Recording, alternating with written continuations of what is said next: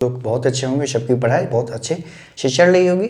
अभी हम ज्योग्राफी का जो डाटा है टीजीटी पीआरटी से रिलेटेड उसको लेकर आया हूं और ये मेरी कोशिश होगी कि आप लोगों को अधिकतम सटीक सूचना प्रदान करना मेरा हमेशा उद्देश्य होता है। और इसमें कुछ तो लगभग सटीक सूचना है, कुछ मेरा अनुमान है, तो उसको लेकर हम आए हैं और अच्छे से इसको समझते हैं। देखिए इसमें क्या है कि टोटल जो अनरिजर्व्ड कैटेगरी के अंतर्गत जो टोटल सीटें थी, ये जो पहला वाला डाटा है आप ये समझिएगा, पहला डाटा है वो 75% के अंतर्गत है और दूसरा जो डाटा है वो 25% के अंतर्गत है। उसी हिसाब से आप सभी कैटेगरी का अपने हिसाब से ये वाला पहला डाटा एससी जैसे अनरिजर्व्ड में 620 सीटें और पीआरटी के अंतर्गत 211 सीटें थी, उसी हिसाब से ये सारा डाटा है कि एसटी एससी BC1 BC2 के कितने 75% के अंतर्गत कितनी सीटें थी कुल और 25% के अंतर्गत यानी पीआरटी के अंतर्गत कितनी सीटें थी।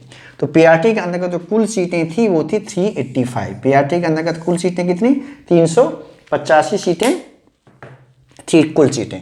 अब ये देखिए अभी जो डीबी के लिए कॉल किया गया था वो 390 स्टूडेंट को डीबी के लिए कॉल किया गया था। उसमें प्रेजेंट थे 220 और एब्सेंट थे 170, यानी टोटल 220 स्टूडेंट प्रेजेंट थे, 170 स्टूडेंट एब्सेंट थे। अगर ये मान लिया जाए कि लगभग 1.5 टाइम गुना स्टूडेंट को बुलाया गया होगा सीट के अगेंस्ट डीबी के लिए, तो 390 को जब हम 1.5 से डिवाइड करते हैं तो ये हो जाता है हमारा 260।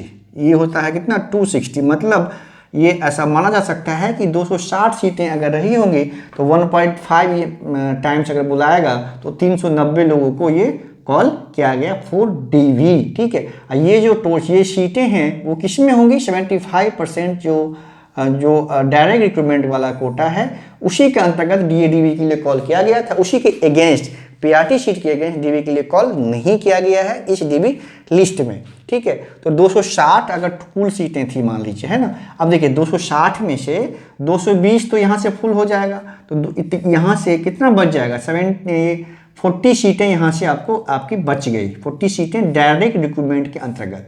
यहाँ भी ऐसा मान लें ज्योग्राफी में एग्जैक्ट हमें नहीं पता, लेकिन 12 से 15 इतने हो सकते हैं पेटिशनर, है ना। अगर 15 ही मान लें, हम मैक्सिमम ही मान लें, तो यहाँ से क्या हो जाएगा 25 सीटें बच जाएगी आपकी डायरेक्ट रिक्रूटमेंट यानी 75% सीट के अंतर्गत। ठीक है, यहाँ से 25 सीटें बच जाएगी ज्योग्राफी में डायरेक्ट रिक्रूटमेंट यानी 75% सीट के अंतर्गत 25 सीटें वैकेंट रह जाएगी। अब देखिए 385 में से ये टोटल पीआरटी की सीटें हैं उसमें से कुछ स्टूडेंट जो है जनरल में ज्वाइन कर चुके हैं, बाकी कैटेगरी वाले में भी दो तीन करके पीआरटी के अंतर्गत शिक्षकों ने पीआरटी टीचर जो है ज्वाइन किए हुए हैं। तो ये मान लेते हैं मैक्सिमम या तो वैसे लोग जो ज्वाइन कर चुके हैं या डीबी करवा चुके हैं, ज्वाइनिंग का वेट कर रहे थे लेकिन स्टेल एग्जाम के कारण उनकी ज्वाइनिंग नहीं हुई, ऐसे कुल पीआरटी टीचर की संख्या मैक्सिमम 85 तक हो सकती है। 85 तक अगर ये हम मान लें 85 तक होगी तो यहाँ से जो सीटें वैकेंट होंगी बचेगी पीआरटी कोटे के अंतर्गत 300 सीटें, जिसको भरा जाएगा किससे 75% कोटे के का जो मेरिट लिस्ट है उसके अंतर्गत भरा जाएगा, है ना।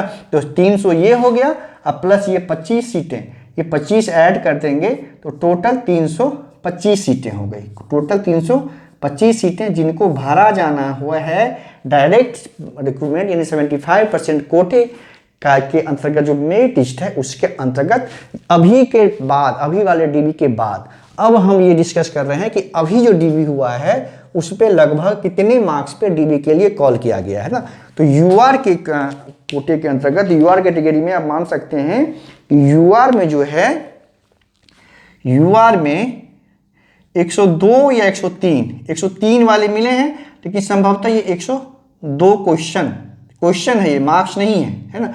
यूआर में 102 या 103 क्वेश्चन वाले को अभी डीबी के लिए बुलाया गया है इस डीबी लिस्ट के अंतर्गत। ठीक है, उसी हिसाब से आप एसटी के लिए 90 क्वेश्चन जिनका सही है 90 क्वेश्चन उनको डीबी के लिए बुलाया गया है।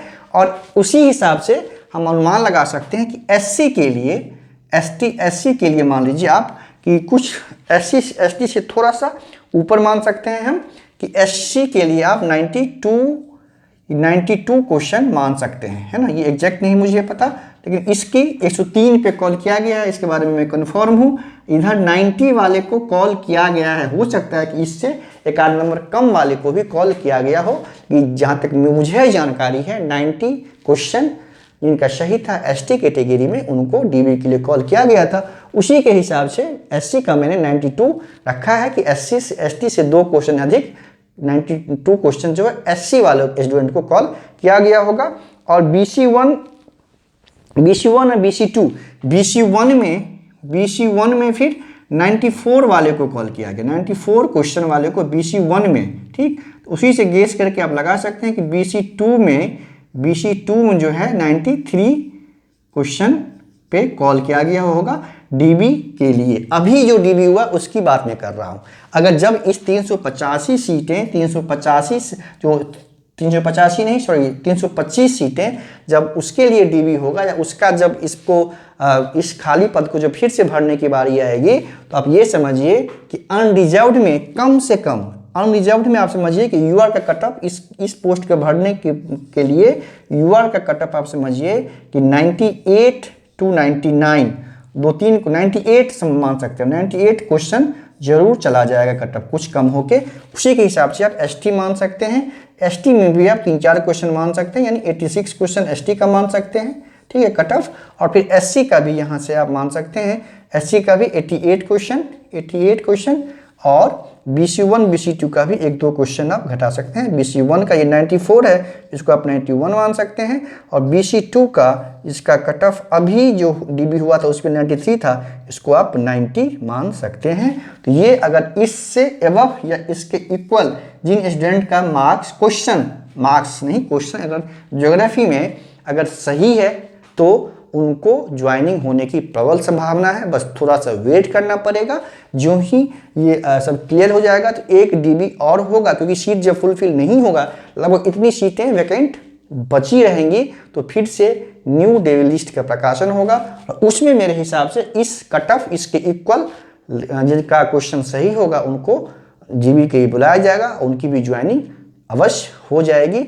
और अब ज़्यादा वक्त लगेगा भी नहीं, 15 मार्च तक सारी प्रक्रिया को फिनिश कर लिया जाना है जीएसएससी के द्वारा। तो अब मुश्किल से 1-1.5 महीने की बात है। आप सभी लोगों को जो भी इस रेंज में होंगे उनके ज्वाइनिंग होने की प्रबल संभावना है। बस थोड़ा सा वेट कीजिए, आप लोगों को फल मिलने वाला है बहुत जल्दी। धन्यवाद।